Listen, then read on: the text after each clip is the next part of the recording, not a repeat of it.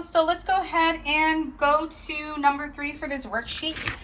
I did record this before and I did not explain it how I wanted to. So we're just going to start with number 3. All right, number 3. This looks a little bit different than what you're used to, Carlos. So don't even worry about it if it's a little bit tough. This is something new for you. So I want you to imagine this equal sign kind of as a wall in our problem. And they want us to figure out what P equals.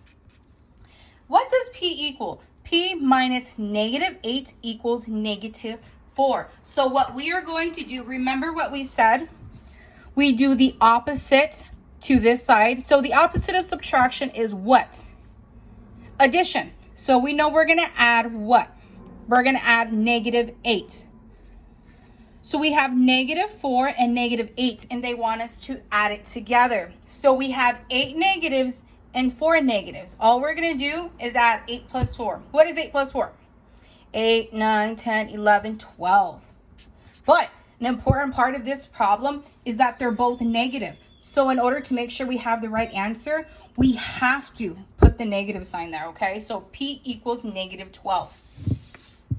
Next one. R plus 3 equals 3. They want us to figure out what does R equal. Again, we're going to picture this as a wall. And whatever we do on this side, we're going to do the opposite here, okay? So what's the opposite of adding? It's subtracting.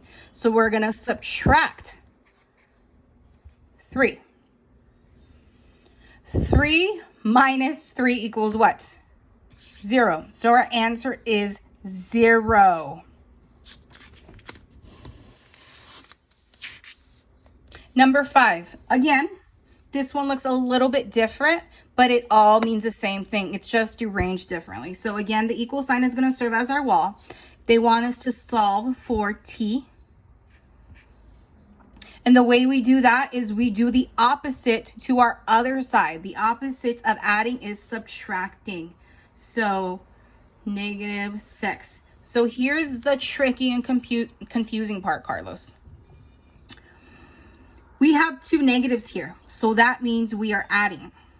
6 plus 2 equals 8. And they are both what? They're both negative, so this is going to be negative, okay? But hold on, our answer is -8. I want to explain something to you.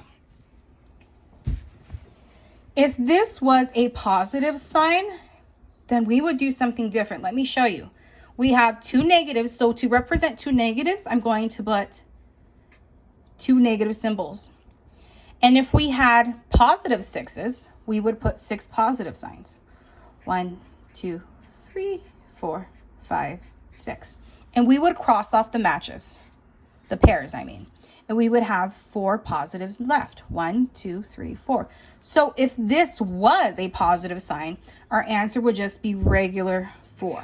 Okay, so just keep that in mind. I don't want to confuse you, but I did want to mention that because we're going to get into that a little bit more next week. Let's look at this one. Again, we're going to see the equal sign as the wall.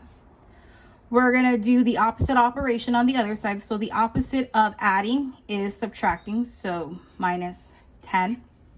They want us to figure out what Q is. So we have 2 negatives here. That means we're going to add it. 10 plus 1 equals 11. And what's our sign? Negative. So if you notice, if it's the same sign, we just combine them together. If they're opposite signs, we cross them out, cross off the pairs, and it's pretty much subtraction. This is very fun, and you have done it before, but it is a little bit harder. So just do your best, Carlos. I know you're going to do awesome. See you soon. Love ya. Bye.